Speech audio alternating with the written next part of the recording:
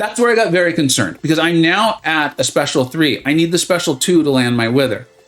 Hey, welcome back to the channel. All right, it's time for War 2 of the season. For Loki, we're off to a nice start. I'm off to a nice start too. Boss solo last war, 7 solo fights. This one was interesting. We're gonna have a lot of fun with this. We've got 4 fights and then the season recap at the end. I was actually out at a museum enjoying the day with my family when War went live. Snuck away to take a look at the map, and I was like, oh, there are a handful of gimme fights for Miguel, Spider-Man 99 here. And then the fight plan went out, and I saw the assignments, and I thought for certain, Lizer is trying to get me killed multiple times. But I actually, honestly, personally, all jokes aside, I take that as a badge of honor. I know in every war plan, there are some fights where you're just not going to be able to have this overpowered matchup. And when you get those from an assigner like Lizer, that means that, like, they think you can get it done. And so I took it as a badge of honor. I'm really excited to show you these fights. Let's jump straight into it. This first fight, it's about as much of a gimme as there is in war, in tier 1 war here. We're going to end up against this Dormammu. Obviously, Spider-Man 99 handles a lot of what could make this difficult with Dormammu because he doesn't gain buff, so we don't have to worry about the degeneration that was potential from Dorm. What's actually going to be the problem is the node itself, right? He's going to be getting those armor ups and a heal, and when he has that, he will go unblockable. So ideally, what I will be doing is staying away from that. If he turtles up, which would be great, turtle up meaning he goes very defensive and stays back, I will hit into his block because I have the anti-venom synergy. I will start the fight with a Wither, and when he has a Wither and I hit into his block, I have a 100% chance to place the Ruptures. One key theme throughout this whole video today is how much damage these Ruptures do. Just they accumulate, and these fights aren't going to take very long. They really start to work up. That SP2 did some delicious damage, that's for sure. And at this point, I think I'm going to be able to finish the fight before he even gets to another SP2, another heal going. Yeah, if I remember correctly. Like I said, this fight was the quote-unquote gimme. This was definitely the quote-unquote easiest fight of the war. Just once I get past that first initial healing stage of the node and the unblockable that comes with it, we can just get it down. He tagged me there once. It's fine. So here's the fight. Here's the fight where I honestly thought there may be multiple deaths at this fight. I also am not sure what else would have been a good plan. Spider-Man 99 can handle this. We talked about, I just soloed a Sasquatch boss with Spider-Man 99. I actually think this is a significantly harder fight though. This is a much more difficult fight. We'll take a look at the notes. You can see why. First of all, he's going to be benefiting from the Unstoppable Armor Global. Now that means it's going to be, I think it's on a 10-second cycle. Every 10 seconds, a armor up will take place. There will be a 30% chance after that armor up takes place for him to also go passively unstoppable and unstunnable. That's a big problem. that is a problem.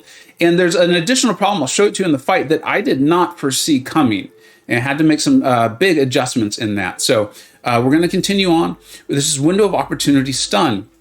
Now, Lizer and I had talked about it. One way for me to potentially land my exhaustion would be via my heavy. So if I needed to, I could try to time it in between the stun timer. I could stun him, parry heavy, get the exhaustion off, which would make it so Sasquatch would not gain any of his Wrath of Tanorak charges, not being allowed to go into Wrath. All right, so this is making sense so far, right? Then this blood in the water, while the attacks are from a debuff, I wasn't too concerned about that, except for the next node, which we're going to see is this defective defense, which apparently I didn't show the node very well. Hopefully I show it to you again here. No, I didn't. Just jumped in the fight. But basically, if I take a blocked hit, I'm going to get that disorient. It's a passive, and it will give him, I think it's block penetration, and also decrease my defensive ability actually by 25%, meaning when I go to parry stun, there's a 25% chance it doesn't stick. Additionally, most of the defenders at this level are placed with limber, meaning I have to respond very, very quickly. And if I get more than one of them, my defensive ability actually is going down even more. The plan going in was, if this fight's going super smooth and I was able to land a heavy into heavy and get the exhaustion up, I was going to throw my SP3, landing a slow debuff, which meant I wouldn't need to worry about pretty much anything.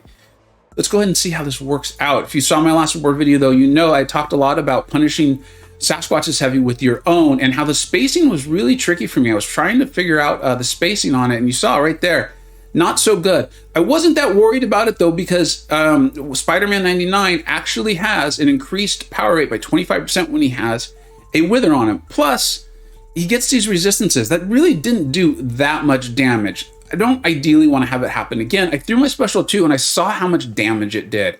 Sasquatch is already at 71%. I'm running Despair with all of these debuffs that I'm placing on him. I decided I was just going to go for it. No SP3. Let's just go straight to another SP2. Let's get there. If I can land an exhaustion, it would be great.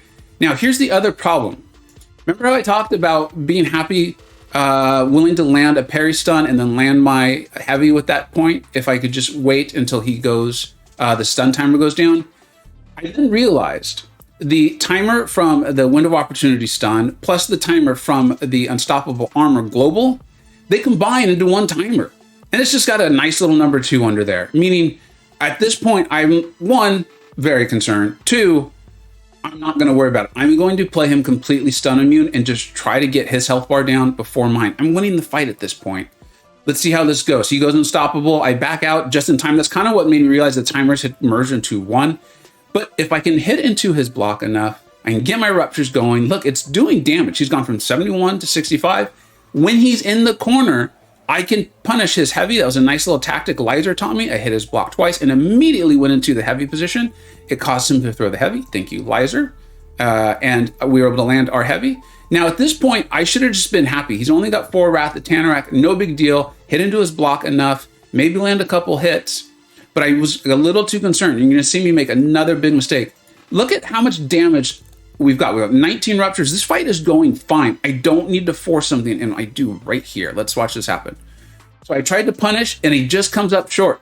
That was not a good idea. That was not a good idea. And now I thought, okay, I'm just going to punish him. I'm going to let him hit into my block. Hopefully it won't get too bad, and then I'm going to kill him with an SP2. I've lost a lot of my debuffs, so I'm a little bit worried right now, but I'm pretty sure this plan is going to work just fine. There it is. I just need this SP2 to finish him off. Miguel hits a lot harder than you think. Now, he's a rank, this is a rank 4, so keep that in mind. I'm boosted huge. I've even got, I think, an 8% special boost on. So don't expect that exact result when you take your Miguel in. But that was pretty good. I was pretty happy. I was very happy with how I adjusted during the fight. For those of you who are interested in it, what I would do, or what I will do if I see that again, is I'm going to just punish Sasquatch into the corner. I will play it completely stun immune.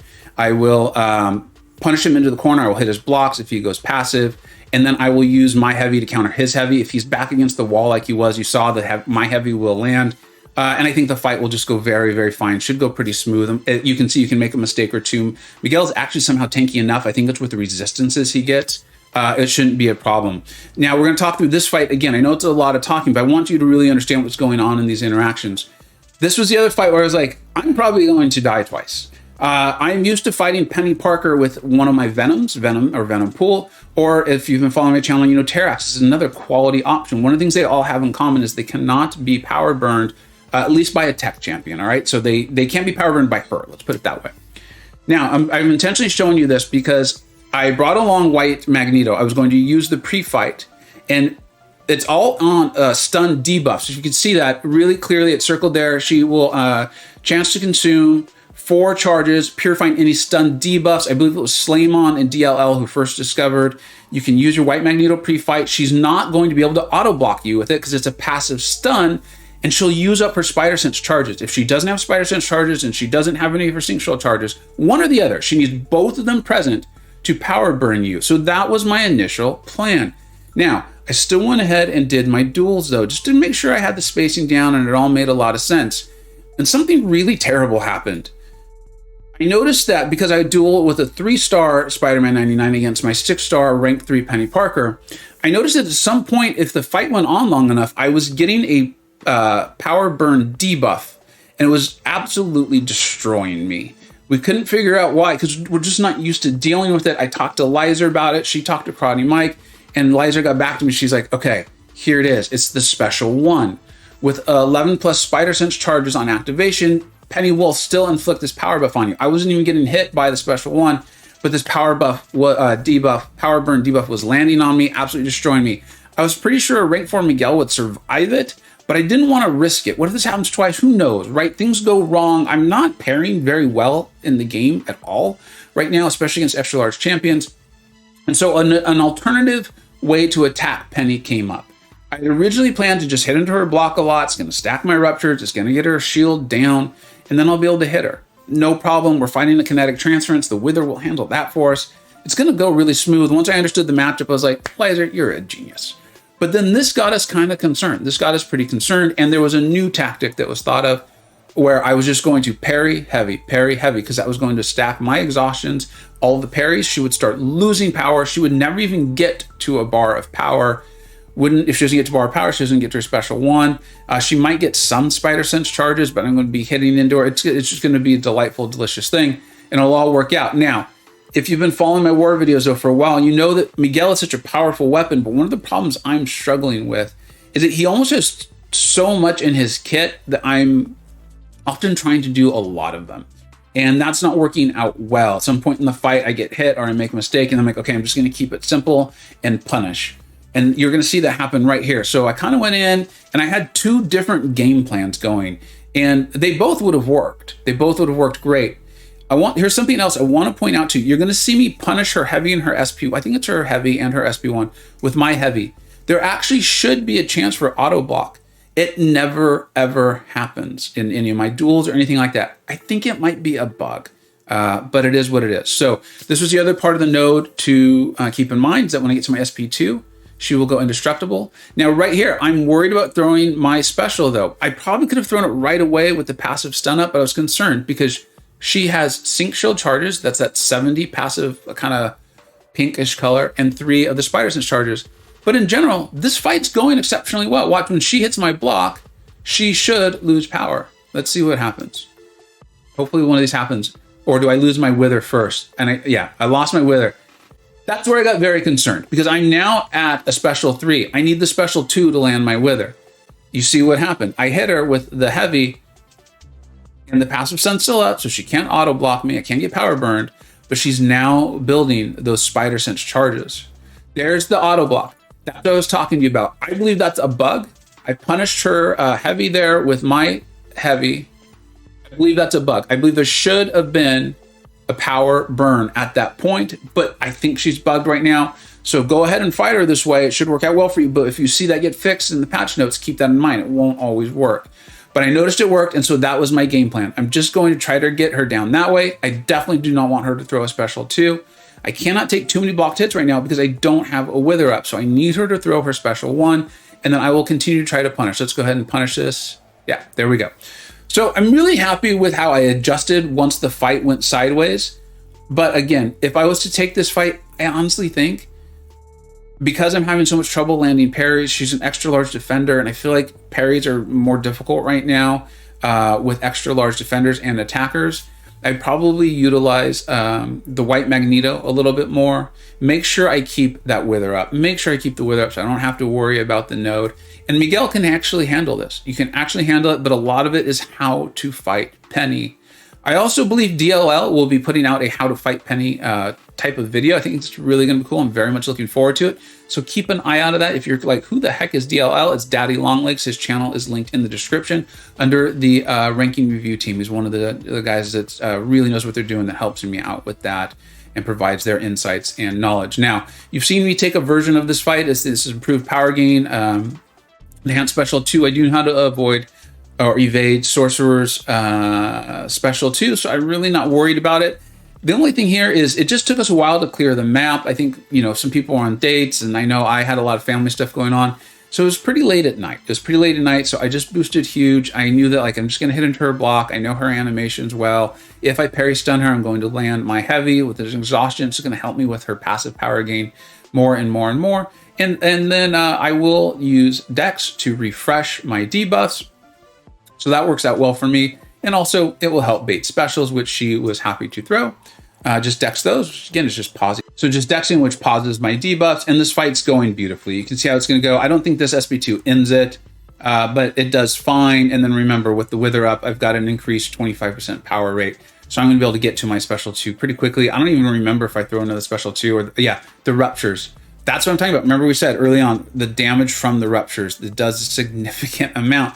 It's just the numbers aren't massive even in one like small dose, but over time they really add up. And you saw, it just killed her. I think she was like, I don't know, 15% health or something like that. You know, Lizer congratulated me. It felt great. It felt great to see that war plan come out. Know that like she's like, let's give Vega some tough fights. Let's see how this goes. I was really just pumped up for BG3. We played Gods of War. They did a really nice job. A great alliance, good attacking, and For Loki just brought it. We just brought it. Lizer, Clown, Karate Mike, and Steve, they put together awesome battle plans. You know, I like to show off BG3. Carl's like, I blinked and that fight was done. Miguel's pretty good. Full health, yeah, it did well there. And then Mad Cat had an absolutely awesome war. I believe he took 10 fights, soloed all of them, and then he's going to take out this rank 4 Apocalypse for us. It was incredibly impressive. And this is just part of what I really like about 4Loki and BG3 in particular, but I believe all BGs at 4Loki are like this. Just supporting each other. We're all excited about war. We're actually watching this on a Saturday night. And we won. We won. Mad Cat MVP #1, Clanniest Clown, Karate Mike. You know these names. They're great players. So we won. It was awesome. Great war to Gods of War. Now let's catch up on the season recap. All right, move the face cam so we can see all the stats here. Season 32. Miguel likes to eat, and they are feeding him, right? Feed Miguel. He's now up to 90, almost 91% of my fights taken. For Loki, most important stat, 2-0. We're off to a hot start. Only 3 deaths that last war. That was a solid defense. Just shows you how well everyone's playing and how awesome the planning has been this season. Way to go, officers. Thank you for everything you do. My stats, 11 solos, 0 deaths. Feel really great about that. Took some really tough fights this war. I know there's a lot of talking, but I want to talk it through in case you face them. Or, you know, Penny herself is just so difficult to defend her. So is Sasquatch. 1 boss solo was in War 1 with Miguel. 2 total champions used, hasn't really changed. This was all Miguel all the time in War 2. And then 2 defender kills. It was confirmed for me that America Chavez had my kill in in War 1. Angela had the kill in War 2. She can be extremely tricky. Watch out for her, especially with that global. If you go in there, she can be brutal. Thank you so much for watching. Hope you're enjoying this. How did your season 2 go, or your War 2? I know this global is really making some defenders and some nodes punishing, absolutely punishing. But I'm having a lot of fun with it. Thank you so much for watching. Take care. I hope you either learned something, were entertained, or even better, a little bit of both. Don't forget to like, subscribe. Thanks so much for watching. Take care.